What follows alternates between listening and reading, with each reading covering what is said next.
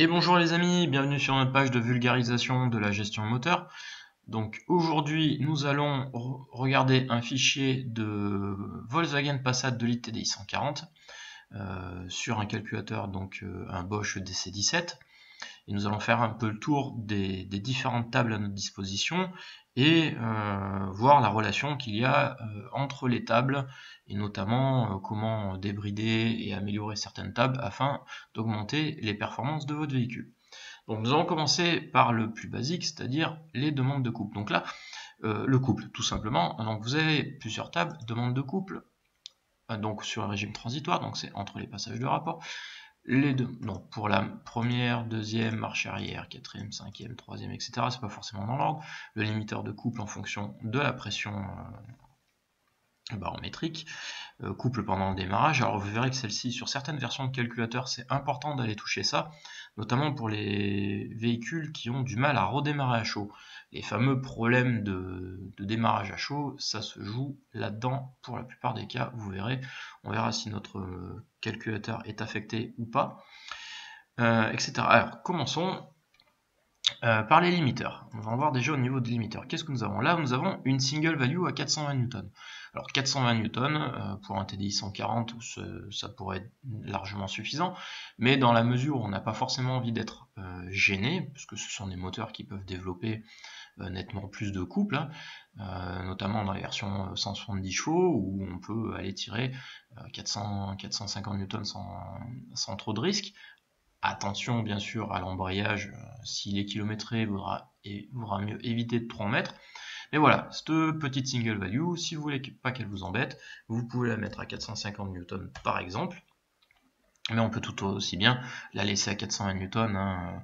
Un TDI 140, ça développe en fonction de la version entre 330 et 360 Nm. Ça nous ferait déjà un gain de 60 newtons, ça serait pas mal. Ensuite, on va voir le limiteur de couple en fonction de la pression barométrique. Alors lui, il est important, puisque c'est grosso modo notre plus gros limiteur de couple. Et on voit qu'on est sur la pic à 356 Nm. Donc on a vu qu'on pouvait aller jusqu'à 420 newtons. Excusez-moi. Pardon, j'ai avalé un chat. Et on voudrait avoir, mettons, allez, 420 newtons. Donc on va augmenter notre limiteur de couple. Alors, plusieurs méthodes pour modifier ces tables, hein, évidemment. Il n'y a pas de méthode ultime, mais le principe sera à peu près toujours le même. Soit vous prenez une zone importante, alors pas besoin d'aller chercher à 600 tours, on s'en fiche. Hein. Pensez bien à une chose aussi, c'est que plus vous faites arriver du couple très tôt au niveau du régime moteur, plus vous avez des risques de flinguer votre embrayage. Donc il vaut mieux retoucher un petit peu au-dessus de 1500 tours, parce qu'on a déjà 335 newtons théoriques à 1005. On peut l'augmenter de manière proportionnelle. Alors soit on va prendre en pourcentage, on va mettre, allez, hop, histoire d'arriver à 420 sur notre pic. Alors 421, hop, ça nous fait un incrément de 18%. J'ai pris simplement toutes les tables et j'ai mis 400 et j'ai mis 18% de partout. Bon, ça c'est la version un peu rapide, vite fait. Ceci dit, vous pouvez aussi faire un truc un peu plus propre. Hop. Donc on va effacer pour revenir à l'origine. On va prendre, mettons que j'ai envie de développer 420 newtons de... Alors, attention, hein, c'est un limiteur de couple, c'est pas parce qu'on met des valeurs, hein, qu'on met 420 newtons ou 450 ou 480 que forcément ça va sortir. Mais en tout cas, ça ne dépassera pas cette valeur. Donc j'ai envie d'avoir 420 newtons uniquement sur cette plage-là. Je veux ensuite avoir du couple qui arrive progressivement pour pas flinguer mon embrayage. Voilà. Donc je modifie avant, après. Alors vous voyez que vous avez deux courbes. Ici on a une courbe là en bas en surbrillance et une autre en petit pointillé derrière. Les courbes en fait correspondent aux valeurs que vous avez ici, tout simplement, puisque lui, comme je sélectionne plusieurs lignes en même temps, lui il me fait apparaître mes lignes là. Sachant que si vous voulez pas vous embêter, vous pouvez aussi aligner les valeurs, hein, c'est-à-dire je peux mettre 66 66 newtons ici, hein, voilà, et puis j'aurai, vous voyez, ça vient aligner mes tables partout. Voilà, c'est pas tellement dérangeant de prendre ou des valeurs la même valeur de partout, parce qu'on voit bien qu'on les a sur les premiers et uniquement, voilà, on les a un peu plus bas là. Bon, donc là, pour l'instant, dans notre exemple, on va pas trop s'embêter. On va faire. Alors, si, ça a quand même une importance, parce que si vous regardez, vous avez une courbe qui est pas très belle de ce côté-là et qui est un peu plus de l'autre côté. Donc on va faire. Ouais, on va d'abord se concentrer sur celle-là. Hop, voilà. Et ensuite, on viendra reporter nos valeurs de l'autre côté. Hop, voilà. Je reprendrai un peu plus tard. Hop. Voilà. Je vous dis donc, ce sont des valeurs maximum. Hein. C'est-à-dire, quoi qu'il arrive, on ne dépassera pas ces valeurs-là, mais ce n'est pas parce qu'on met 400 Nm à 3700 tours qu'on arrivera à 400 N à 3700 tours. Et donc là, je vais reporter mes valeurs. Hop, 300. Allez, je vais prendre.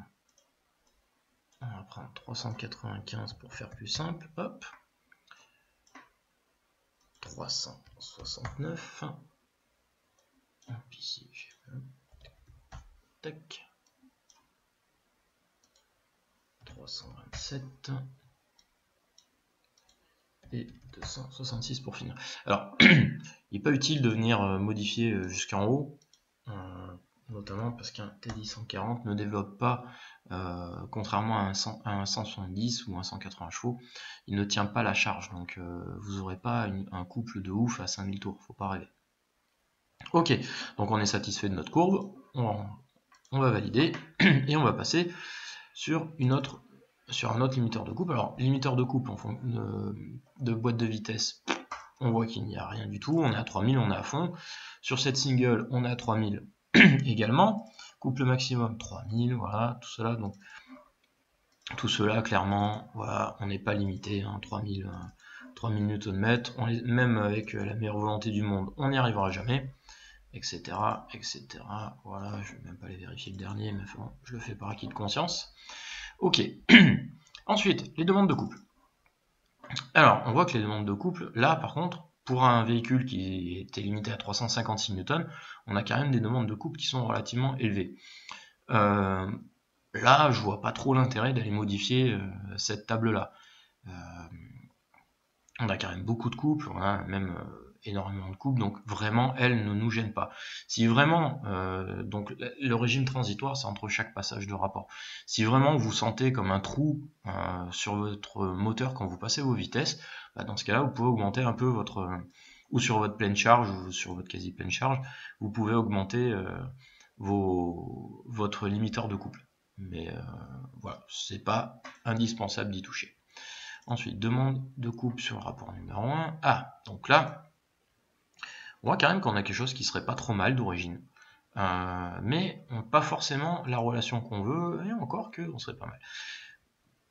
Voilà, on pourrait le laisser comme ça, on pourrait l'améliorer, c'est-à-dire que si on veut quelque chose, un moteur qui réagit un peu plus bas, un peu mieux, on peut lui donner, on peut partir de 40% de pédale, pas plus bas parce que ça sert pas à grand chose. Si ce n'est que vous aurez la sensation que votre véhicule accélère un peu tout seul quand vous allez passer sur les zones modifiées, ce qui n'est pas forcément agréable, surtout en ville. Vous pouvez modifier même un peu plus haut, plutôt à 60% de pédale. Et là, vous pouvez faire quelque chose de progressif. Alors, on peut partir, moi j'ai tendance à faire un petit truc comme ça, parce que ça apporte un peu, en fait en comportement, on apporte un peu de légèreté au véhicule. On a l'impression qu'il est un peu plus léger. On va faire ça en pourcentage. Je touche rien ici parce que j'ai 460, donc j'ai pas besoin d'y toucher. Et histoire d'avoir quelque chose de propre, on va même hop, venir relisser. Voilà, et là j'ai une table de demande de couple qui n'est pas trop mal. Voilà, je demande un peu plus, je peux, si je veux, la lisser un peu plus. Bon, c'est pas indispensable de passer des heures et des heures sur celle-là. Mais voilà, c'est comme toujours, c'est en fonction de ce que vous souhaitez, plus vous passez du temps à faire quelque chose de propre, meilleur sera le résultat. On a la même chose sur celui-ci, donc on peut faire, sur le deuxième rapport, on peut faire exactement pareil. Là encore, c'est pas indispensable de le modifier, vous pouvez laisser d'origine. mais ça vous apporte, comme je dis, on a l'impression que le véhicule est un peu plus léger. Forcément parce qu'on a du couple un peu plus bas. Alors la marche arrière, dans le doute où ce soit justement pas la table de marche arrière, on va la modifier. Oui, parce que des fois, sur les drivers, on a des erreurs. Ça nous dit qu'une table correspond à quelque chose, mais en réalité, c'est pas tout à fait ça. C'est les développeurs qui ont fait les drivers se sont loupés. Alors, hein, on va pas leur taper sur les doigts, c'est déjà un travail énorme qu'ils nous font. Mettez-vous à chercher ça dans WinOS, vous verrez, vous allez passer beaucoup plus de temps. Hop, on remet un petit 460 parce que j'ai envie d'avoir quelque chose de propre. Hop. Alors là, clairement, on n'est pas sur le 5e rapport, hein, parce que quelque chose de bridé aussi bas, ça peut être dans certains cas des tables qui sont indépendantes, qui servent à autre chose, ou un limiteur par rapport à un mode dégradé, ou j'aurais plutôt tendance à dire que c'est une table de marche arrière, celle-ci.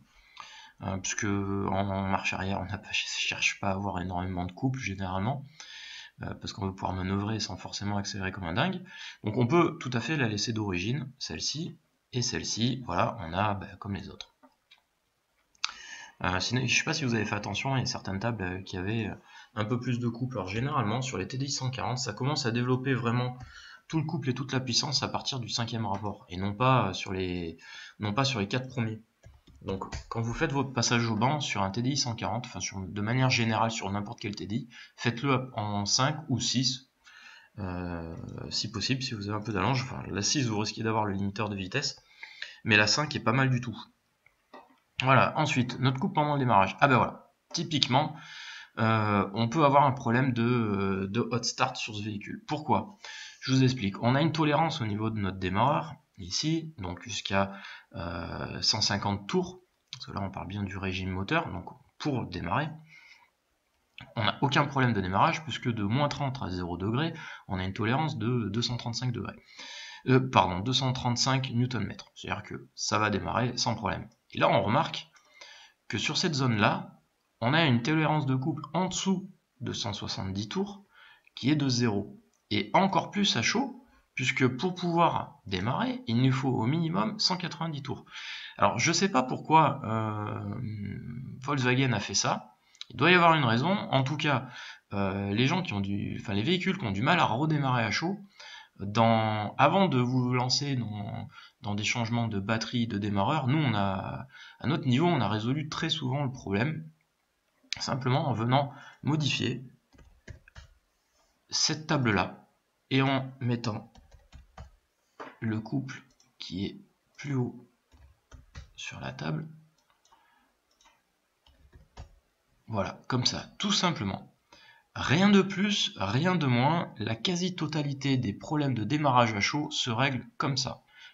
Hormis problème mécanique. Mais voilà, si vous avez un problème de fichier, si votre véhicule est affecté par ça, et vous avez fait démarreur, batterie, COS, faisceau, enfin tout ce que vous voulez, faites simplement ça, et ça réglera vos problèmes de démarrage. Est-ce qu'on a le problème sur notre table? Non. Vous voyez, celle-ci n'a pas le problème. Bon. N'allons pas tirer de conclusion sur cela. Il doit y avoir une raison, on ne la connaît pas. Peut-être de vendre des démarreurs et des batteries. Bref.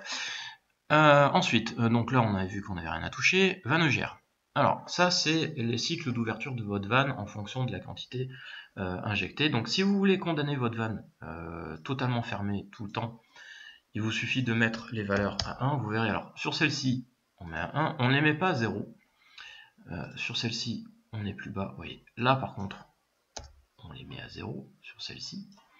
Mais voilà, on fait, histoire de ne pas avoir de défaut qui remonte au niveau de la vanne elle-même, on laisse comme des petits cycles d'ouverture et de fermeture. Ça lui permet de travailler. On va voir ce qu'on avait sur la deuxième. Vous voyez, on avait moins 5, donc on va l'aligner. Voilà.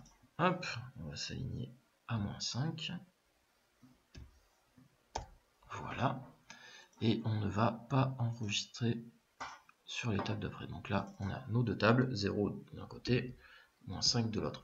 Sachant que, attention, sur les véhicules équipés de FAP, Si vous modifiez votre van EGR, vous aurez moins de recirculation, vous aurez plus d'encrassement. Donc ce que vous allez gagner d'un côté à moins encrasser votre moteur, vous allez perdre avec des régénérations plus régulières.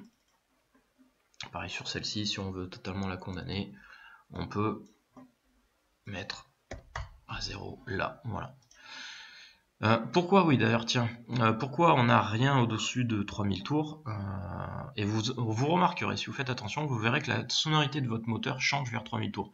Et ben, c'est en grande partie à cause de cette vanne, simplement parce que vous avez, quand votre vanne est ouverte en pleine charge, vous avez une partie de vos gaz d'admission, notamment de pression de turbo, qui partent à la fois côté échappement par la vanne et à la fois côté moteur, là où ça doit aller. Sans dire de forcément mettre à 0, vous pouvez aussi tout simplement limiter vos cycles d'ouverture en fonction de votre charge, histoire que lorsque vous êtes en pleine charge, eh bien, vous êtes fermé, et lorsque vous êtes à faible charge, vous recyclez, ce qui est pas mal. Voilà, donc ça après c'est à vous de voir ce que vous voulez faire. Ensuite, masse injectée. Alors, table masse injectée, on voit que sur 420 Newton, on est à 71, voilà, 70, 71, ce qui est pas mal. On peut tout à fait la laisser comme ça, mais on ira voir ailleurs. Donc au niveau du limiteur de masse injectée, si on a, est-ce qu'on l'a sur celui-ci? On ne l'a pas forcément, on l'a pas. Voilà, 70, 71, vous pouvez les gratter un petit peu si vous voulez. Par contre, voilà, comme je dis, attention, vous risquez de fumer. Donc allez-y avec parcimonie, commencez stock et puis voyez si vous rajoutez 1 ou 2 mm3 ce qui se passe.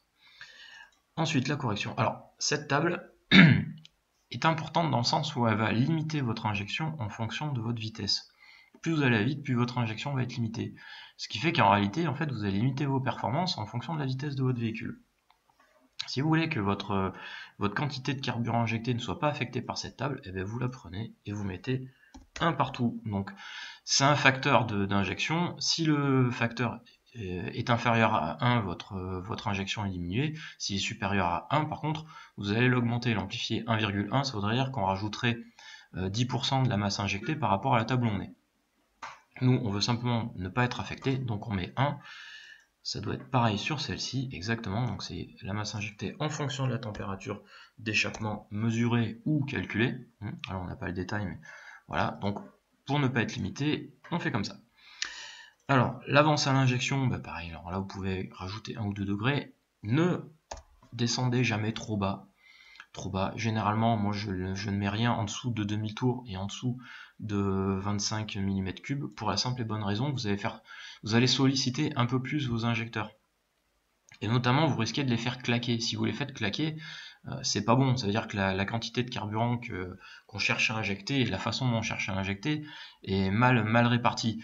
Donc, faites quelque chose de très progressif. Vous pouvez faire du 1%, enfin 1 degré d'avance de manière progressive, hein, donc en partant de 0, 1, 1, 1, et ça vous fera quelque chose assez lissé. Et pareil, ne montez pas dans des valeurs. Moi j'ai vu des véhicules avec des valeurs à plus 10 avec les injecteurs qui claquaient énormément, les véhicules qui fumaient à plus savoir qu'en faire, etc. Donc là on va pas l'enregistrer. Voilà, c'était simplement pour montrer. Voilà, allez-y, progressif. Vous n'êtes pas obligé d'y toucher. Sur un 2 litres TDI, ça a une incidence, mais pas énorme. Par contre, sur un 3 litres, ça a une grosse incidence. Table de temps d'injection. Donc, c'est le temps d'injection basique en fonction de la pression et c'est les tables d'injection en millimètres. Il y a du millimètre cube. Des millimètres cubes. Donc là, pareil, vous pouvez. Ça a une influence sur la totalité de votre carto. Donc pareil, ne soyez pas trop gourmand sur les valeurs, surtout sur un véhicule équipé de FAP, où vous risquez de fumer beaucoup, enfin de ne pas fumer du coup, mais d'encrasser votre FAP. Sur un véhicule comme ça, vous pouvez mettre, allez, faites quelque chose de progressif, on va faire 3%, 5, et puis allez, 7%. Voilà. Comme ça, c'est propre, c'est progressif, c'est pas énorme non plus, ça va l'aider un peu. Voilà, mais ne partez pas sur du 20-30% comme j'ai pu voir, restez soft. Dans certains cas, vous verrez de toute façon d'augmenter, à part générer des problèmes parce que vous allez fumer, vos limiteurs de fumée vont passer actifs, au final vous allez limiter vos performances à vouloir trop en mettre. Alors, table de masse injectée, on a combien? On a un peu plus que l'autre, mais bon, on peut laisser comme ça, c'est pas mal. Celle-ci, on est plus bas. Alors, à voir également si on l'augmente ou pas, ce que ça peut donner. Vous verrez, ça peut être... Est-ce qu'on peut être sur un limiteur là-dessus? Non, je pense pas qu'on soit sur un limiteur de masse. Là, par contre, on est sur un limiteur. Alors, la différence sur les tables de limiteur par rapport à la table de masse, c'est que déjà, on a une valeur qui est très élevée en bas. Et vous voyez, on est sur... donc on est en pourcentage de pression, on part à 600 et pas à 0. Pour la simple et bonne raison que déjà sur un diesel, il n'y a pas de dépression. Donc, et nous, ce qu'on veut, vous voyez, on a dans les tables de masse injectée, je vais revenir dessus, hop, pour montrer un exemple. Sur les tables de masse injectée, on a, pour développer 400 Newton, idéalement, il nous faudrait 71 mm3. Si on regarde notre table, indépendamment de la pression, on est limité à 68 sur celle-ci, et puis on a la valeur qui chute avec la montée en régime. Nous, on ne veut pas se limiter. Alors, c'est un limiteur, c'est-à-dire que c'est une valeur maximum, au-delà de laquelle le calculateur n'ira pas, et c'est notre masse injectée qui fera notre masse réellement injectée. Donc, un limiteur, c'est comme un limiteur de couple. On va l'augmenter, quoi qu'il arrive, on n'ira pas au-dessus, mais en tout cas, peu importe la valeur qu'on y met, c'est vraiment la valeur maximum. Après, la valeur déterminée se fait sur d'autres tables. Donc vous pouvez faire en incrément, toujours propre, hein. En bas, bon, bah, 21 mg, 21 mm3 par contre, pardon, c'est déjà pas mal. On va dire qu'on peut, allez, on peut rajouter 1, mettons. Un en bas, mais par contre à 2600, je vais y arriver, 2 bar 6, donc en pression absolue, un bar 6 réel, par contre, ouais, on est limité. Alors on peut rajouter, on a sur la table 68, il faudrait 71, même beaucoup plus en haut. On va dire, allez, on veut 5 de plus, histoire de ne pas être limité, d'être limité le moins possible. Et vous verrez ensuite que la montée en régime en fait en injection est limitée. La courbe en fait monte et puis rediminue, c'est notamment au niveau de cette table. Donc à vous après d'aller affiner cette table pour avoir quelque chose qui vous convient. Si je passe en valeur, vous voyez, ça me fait un lissage 1 mm3 en bas, 5 mm3 en haut, en plus de la table. Et on ne devrait pas être trop limité pour développer du coup. Hop, on valide. Vous voyez, à la rigueur, c'est plus important de toucher cette table-là que toucher nos tables de masse injectée, notamment pour sortir la puissance, pour avoir la quantité de carburant nécessaire. Limiteur de fumée, donc on voit que nos limiteurs de fumée sont bridants au-dessus de 3700 tours, sachant que pour avoir, c'est une tolérance de fumée qui est exprimée en lambda. Un diesel va développer sa pleine puissance entre 17 et 18 d'AFR, donc 1,28 c'est carrément relativement haut en tolérance, ou faible, au contraire, ça tolère faiblement de la fumée. Et donc si on veut avoir un peu plus de tolérance, on va mettre 1,2, 1,1. Alors pareil, hein, on est à haut régime. Vous voyez, là en bas, on est clairement pas bridé, c'est juste à haut régime qu'on est bridé. On peut laisser, ensuite on laisse comme ça. Limiteur de fumée ici, bon, pas de limiteur de fumée, hein, on est à 15 quasiment, donc voilà, on n'est pas bridé.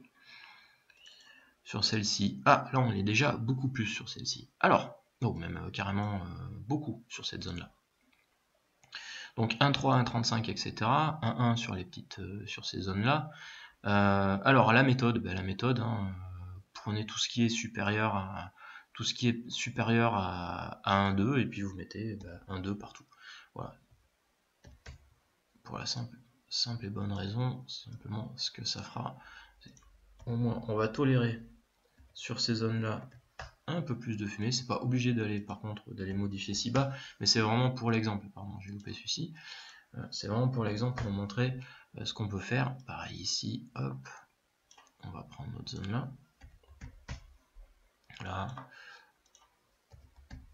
Là, et enfin celle-ci.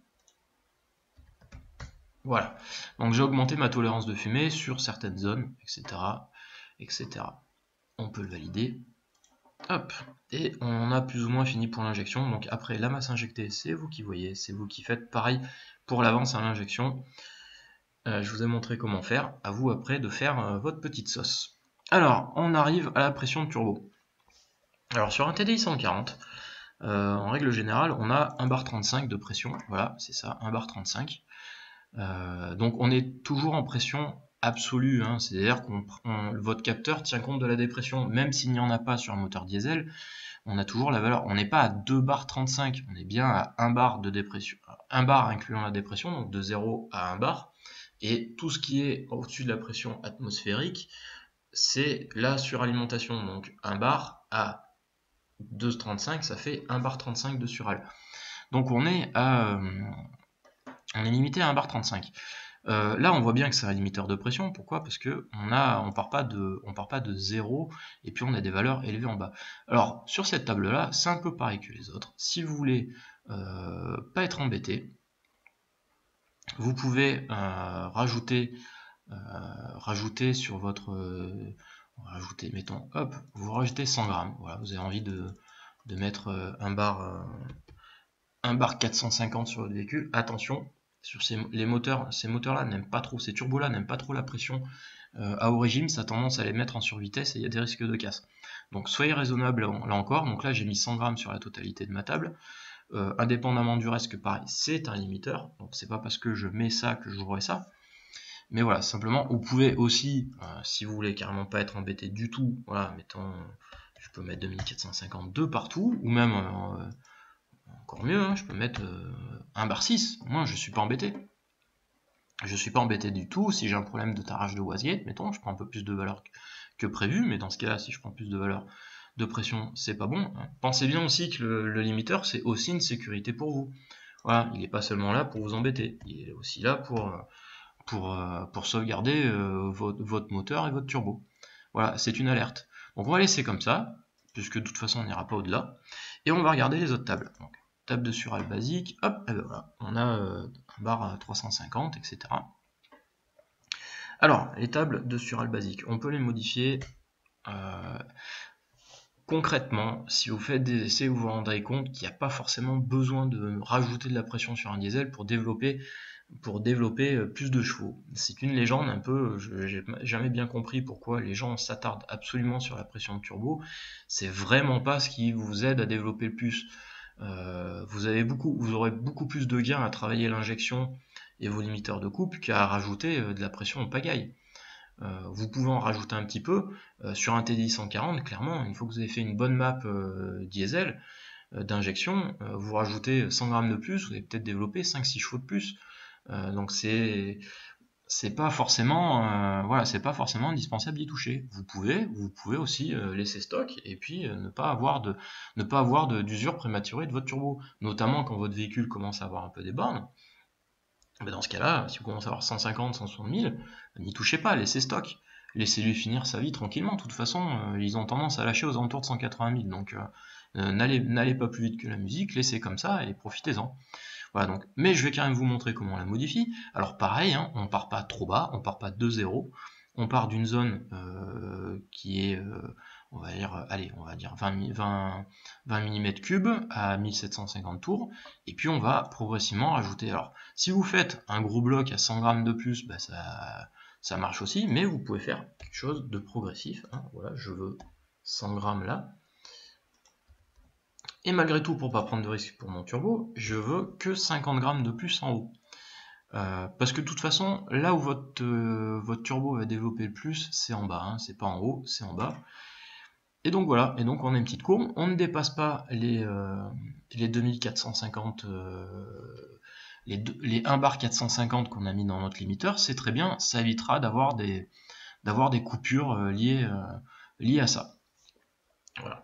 Et si vous dépassez ces valeurs, donc soit vous les baissez manuellement, soit vous augmentez votre limiteur de l'autre côté. Hop, on va incrémenter de la même manière sur les autres tables, parce que ça me convient tout à fait comme ça.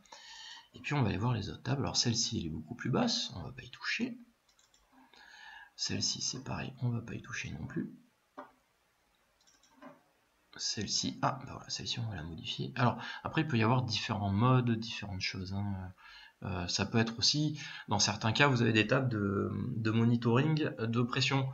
Si vous n'êtes plus dans les clous, alors vous avez la surpression qui est monitorée, c'est-à-dire qu'en cas de surpression de turbo, paf, une petite alerte, un petit volume moteur, mais sur certains calculateurs, si vous avez aussi une pression qui est trop basse, par rapport à ce qui est souhaité, vous pouvez aussi avoir le voyant qui s'allume en vous disant attention, fuite de suralimentation détectée. Alors vous n'avez pas forcément de fuite de suralimentation, mais si vous avez fait le goré dans votre carto, que vous lui demandez un bar 4, là où votre un bar 4 à 1200 tours, là où votre moteur va péniblement développer, je sais pas, 800-900 grammes, et ben vu que vous allez toujours être loin de la pression, pression de turbo souhaitée, votre calculateur va dire attention, j'ai un problème, il y a un problème, il me manque 500 grammes à chaque fois, donc j'ai une fuite. Voilà, donc j'insiste bien, soyez progressif, soyez propre. Donc là, on peut le faire, là on est un petit peu plus, on est un petit peu plus bas, mais on va faire quand même le même type d'incrément. Hop, 50-50 et 100. Voilà. Voilà, pour avoir une table qui match à peu près avec celle qu'on a de l'autre côté. On vérifie qu'on n'est pas au-dessus de 1450, on est bon. Voilà, et puis la dernière, qu'est-ce qu'il y a? Celle-ci, eh ben on va la laisser comme ça. Qu'est-ce qu'on a sur la deuxième table? Oui, on peut laisser comme ça, voilà. Ensuite, on a la pression de rail. Alors, pression de rail, on n'est pas... Alors, moi la pression de rail, je m'en sers, pas pour développer plus de puissance, mais surtout pour jouer sur la pulvérisation et l'économie de carburant. Pareil, on ne va pas rentrer dans des valeurs extrêmes, on va rajouter simplement quelques pourcents à bas régime. Ça aide pas non plus spécialement à prendre beaucoup de couple. Alors si on met des valeurs élevées, oui, mais si on met des valeurs de l'ordre de 4-5% de plus, ça va vous aider en fait à augmenter votre pulvérisation et améliorer votre rendement et donc votre conso. Donc moi ce que je fais généralement, je prends une tranche assez basse, je joue pas au régime, je laisse les limiteurs comme l'ont laissé le constructeur, et puis on va rajouter allez, 4%, c'est très bien. 4%, ça améliore, on est loin des limiteurs, c'est en bas, hein, donc on va pas trop solliciter ni nos injecteurs, ni notre rampe, ni nos capteurs, etc. Pareil sur celle-ci, qu'est-ce qu'on a? Hop, on a un peu plus, allez, hop, on va prendre pareil cette zone là. Voilà, moi vraiment, comme je vous dis, j'y joue dessus plus pour la conso que vraiment pour la recherche de perf. Faut mettre un peu plus aussi, mais après c'est à vous de voir. Hein. C'est comme je vous dis, hein, vous êtes maître de ce que vous faites, donc c'est à vous de décider ce que vous avez envie de faire. D'ailleurs, on voit, si on regarde notre courbe, on voit que là on n'a pas une courbe qui est progressive. On monte. Vous voyez, on monte sur notre valeur de notre pression et ensuite on chute. Pourquoi? Parce que là en fait on passe, on commence à accélérer, on améliore la pulvérisation, puis ensuite si on reste sur cette zone là, ben, en fait voilà, le constructeur a déterminé que ce n'était pas utile de maintenir une pression élevée, donc on diminue un petit peu la pression, etc. Et puis bon, ben, forcément avec le régime on augmente la pression pour compenser l'ouverture des injecteurs et pour pas manquer de carburant. Voilà, donc vous pouvez le faire. Hop, on peut faire comme ça, 17, on va rajouter 4% comme sur les autres, je vérifie, hop, on a bien nos 4%, on vérifie par contre qu'on n'ait pas de valeur au-dessus de 1600 bars, ouais, ça fait pas quelque chose de forcément beau, mais regardez le constructeur, de toute façon, on n'avait pas fait quelque chose d'exceptionnel, hop, et ensuite on va quand même aller vérifier nos limiteurs de pression, parce qu'on a touché des tables, et il faudrait pas que ce soit le boxon. Donc les valeurs référentielles pour 1800 bars, on a bien 1800 bars. Hop, bon là, on n'a clairement pas de problème, on va voir un petit peu toutes les single values. Oui, on a quand même de la marge. On est à 1800 bars pour la plus basse. 1800 bars sur le global. Hop, de ce côté-là, 1800 bars. Ouais, 1800 bars dès 1000 tours. Donc, pas besoin, on a quoi sur l'autre... Sur la seconde, ok, on est pareil. Et ensuite sur celle-ci, 1800 bars des 1000 tours, on est bon. Voilà, ensuite la table de consigne de ralenti, aucune utilité à la modifier.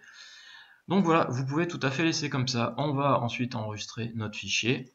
Hop, on va l'exporter, je vais le mettre au bureau, paf, et on va l'enregistrer comme fichier stage 1. Et voilà. Donc vous avez les infos qu'il vous faut pour maintenant travailler sur votre Passat ou votre Golf 6, 5, 7, quoique non, sur la 7 il n'y a pas le 140. Mais voilà, vous avez les infos qu'il vous faut. À vous maintenant de faire votre petite sauce, de chercher, de faire vos modifs, de voir quelle table a de l'influence sur laquelle. Voilà, les valeurs que je vous donne ne sont pas des valeurs absolues. Ce sont des valeurs indicatives.